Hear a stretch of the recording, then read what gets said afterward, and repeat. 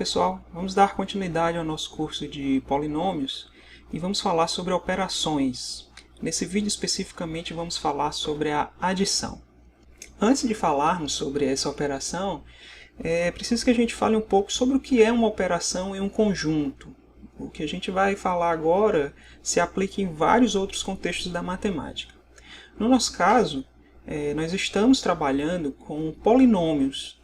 Então, se a gente considerasse o conjunto de todos os polinômios, todos, com coeficientes sendo números complexos, agrupando então todos esses elementos, a gente tem um conjunto. E na matemática, sempre que a gente tem um conjunto, a gente pode colocar nesse conjunto operações. E aí, dependendo das operações que a gente coloque, a gente pode obter então as propriedades. Então, o que a gente vai buscar ver aqui é, no conjunto de polinômios, no conjunto de todos os polinômios, vamos definir algumas operações e, definidas as operações nesse conjunto, verificar quais são as propriedades dessas operações. Feito isso, nós estamos então definindo uma estrutura algébrica. Inclusive, no curso de matemática, de licenciatura ou de bacharelado, você vai ter uma disciplina específica para tratar de estruturas algébricas. Quem é aluno do curso de matemática da UVA já vê um exemplo disso no primeiro semestre, na disciplina de álgebra matricial, onde a gente coloca uma estrutura algébrica no conjunto de matrizes. E o que a gente vai ver aqui é semelhante, só que considerando o conjunto de polinômios. Bom, então vamos considerar o conjunto de todos os polinômios com domínio no conjunto dos números complexos por essa letra P aqui, um pouco estilizada. Então, sempre que a gente vir essa letra, a gente está se referindo ao conjunto de todos os polinômios que têm domínio no conjunto dos números complexos. Dessa forma, o polinômio 3x mais 1 é um elemento do conjunto P, ou seja, pertence a esse conjunto. O polinômio 4x² menos 2ix mais 5 menos 3i, um polinômio com coeficientes complexos, também é um elemento do conjunto P. O polinômio constante igual a 4 é também um elemento desse conjunto. E se considerarmos apenas os polinômios com domínio no conjunto dos números reais, aí nós teremos um subconjunto do nosso conjunto definido acima.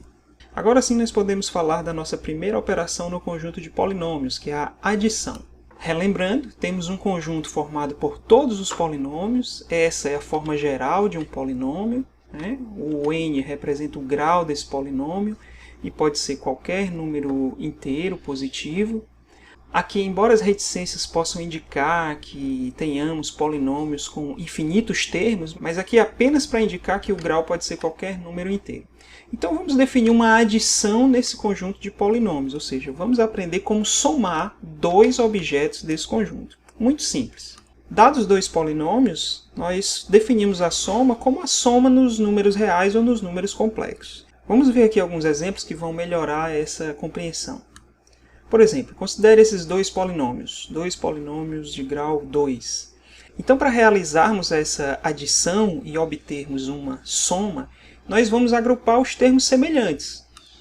Então, temos, por exemplo, termos com potência 2. Temos o 3x² no P e 4x² no Q. Somando 3x² com 4x², nós vamos obter, então, 7x². Os termos de grau 1, temos aqui 2x e aqui x. 2x mais x, ao somarmos, 3x.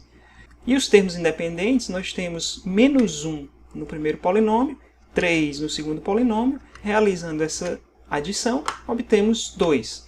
Então, esse é o polinômio que é a soma do polinômio p de x mais q de x. Nós realizamos, então, uma adição. O outro exemplo, se pegarmos aqui polinômios de grau 5, novamente vamos pelos termos semelhantes. Temos aqui potências de grau 5 no primeiro, 4x⁵, e no segundo, 5x⁵. Então, na soma, teremos 9x⁵. Termos de grau 3, menos 4x⁵, mais x⁵. Quando somamos, menos 3x⁵. E mais x mais 2x mais 3x. É claro que a adição de polinômios não se limita aos casos em que os monômios têm graus iguais. Por exemplo, temos aqui um polinômio de grau 4 e um polinômio de grau 5. Para realizar essa adição, procedemos da mesma maneira. Vamos então da maior potência para a menor. Então, com o grau 5 nós temos apenas no polinômio q de x, com o grau 4 apenas no polinômio p de x. Dessa forma, a soma, o polinômio resultante dessa adição será então x à quinta mais 2x à quarta. Agora nós temos termos de grau 3 nos dois polinômios, então somamos. Menos 4 menos 2, menos 6, x à terceira. Monômio de grau 2 nós só temos no primeiro polinômio, x ao quadrado. Monômio de grau 1 nós só temos no segundo polinômio, mais x. Então observe que a adição de polinômios se dá de maneira bem intuitiva, uma vez que já sabemos somar números complexos.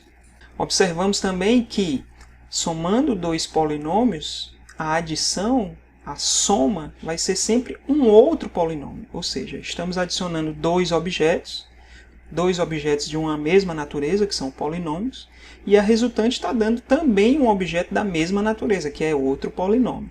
Quando isso acontece, a gente diz que o conjunto é fechado para a operação em questão. No nosso caso, o conjunto dos polinômios é fechado para a operação que acabamos de definir como adição. Uma observação importante é com relação à notação. Nós tanto podemos utilizar a expressão p de x mais q de x ou simplesmente p mais q de x. Importante observar que não se trata de colocar x em evidência, não é isso, é apenas uma simbologia.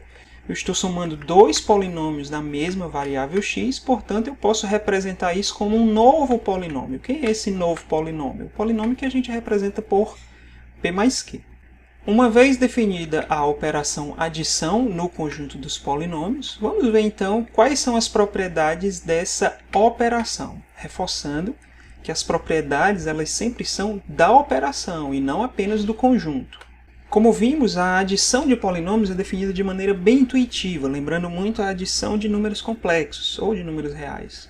Portanto, as propriedades dessa operação, adição de polinômios, elas são idênticas às propriedades da adição de números complexos. Então, nós temos a propriedade associativa, ou seja, dados três polinômios, nós podemos agrupar essa soma de 2 e depois somar com o terceiro. Vale também a propriedade comutativa, a ordem dos termos não vai alterar a soma.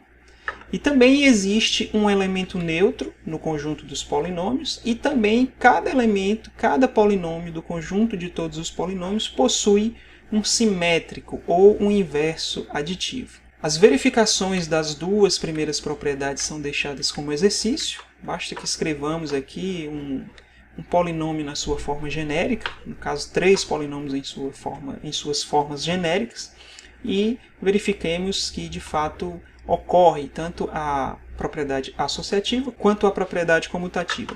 Com relação às outras duas, as propriedades 3 e 4, nós vamos falar um pouquinho mais aqui sobre elas. Vamos então tentar responder essas duas perguntas. Quem são esses polinômios indicados nessas propriedades 3 e 4?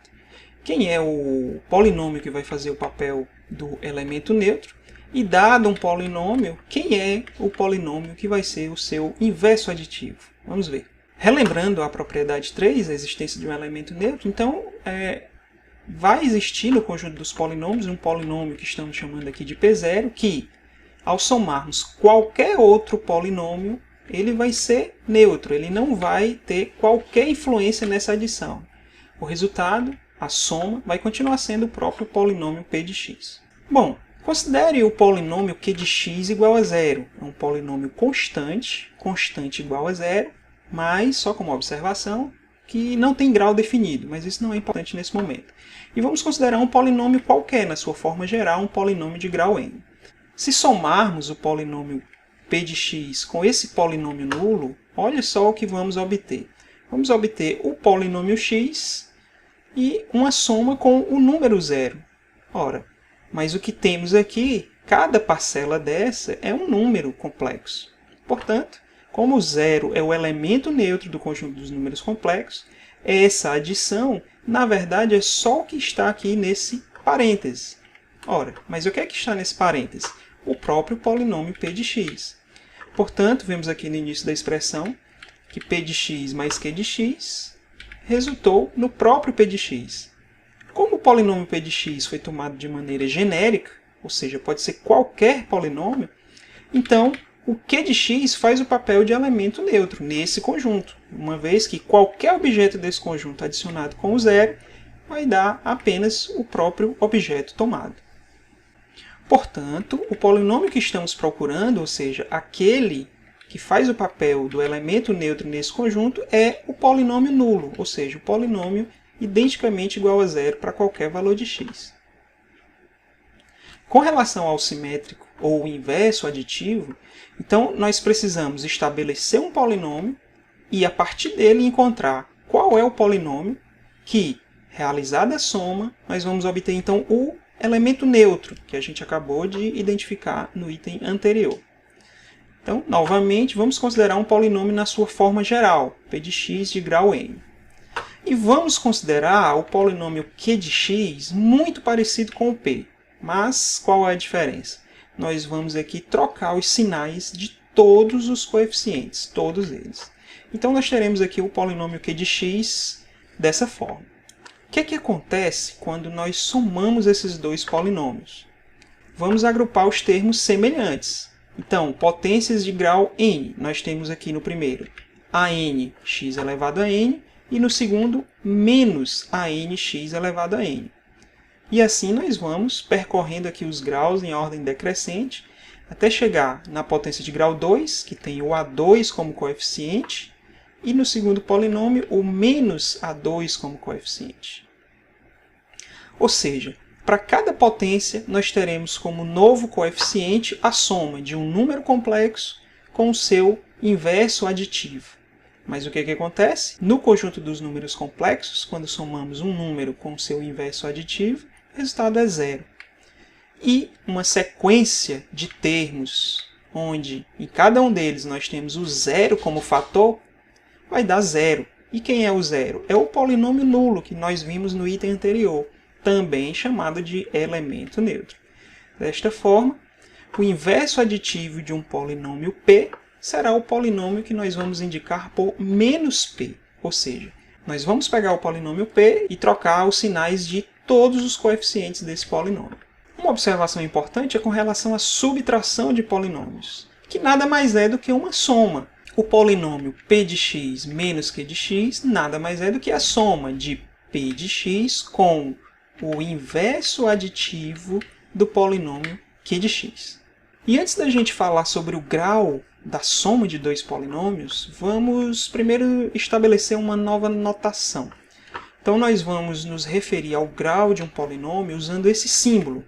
E aí nós temos a seguinte propriedade. Na adição de polinômios, o grau do polinômio resultante, do polinômio soma, ele vai ser menor do que ou igual ao maior grau dos polinômios considerados separadamente. Vamos ver um exemplo para a gente entender melhor o que está sendo dito aqui. Vamos considerar aqui dois polinômios, p de x e q de x. P de x tem grau 4, q de x tem grau 5. Quando realizamos essa soma, vamos pelos termos semelhantes. Então nós vemos aqui que o polinômio resultante tem grau 5.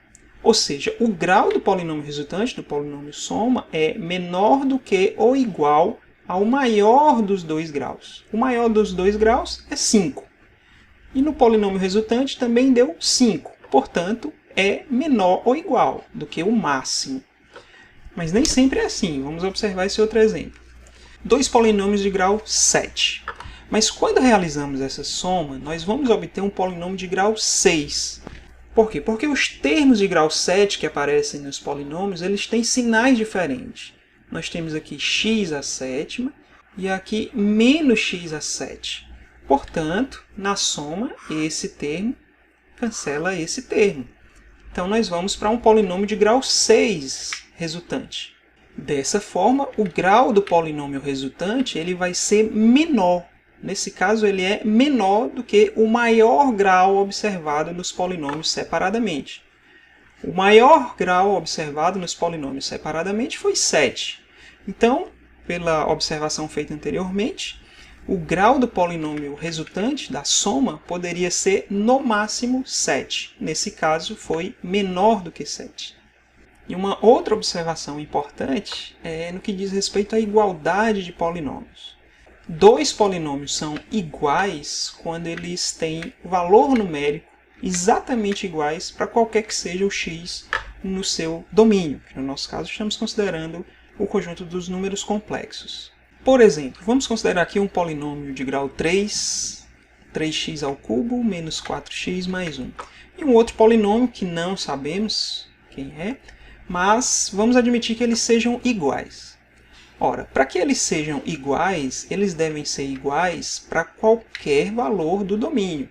Mas se isso acontecer, é equivalente dizer que a diferença será sempre nula. Bom, vamos colocar isso substituindo cada polinômio. Fazendo a substituição e já agrupando os termos semelhantes, nós teremos, com o grau 3, nós temos aqui o 3x ao cubo e o ax ao cubo. Fazendo a subtração, 3 menos ax ao cubo. Da mesma forma, nós só temos aqui grau 2 no segundo polinômio, teremos então menos bx ao quadrado, menos 4 menos cx, mais 1 menos d, 0. Então, esse é o polinômio resultante dessa subtração, que também é uma soma, e essa igualdade deve valer então para qualquer valor de x. Qualquer valor de x.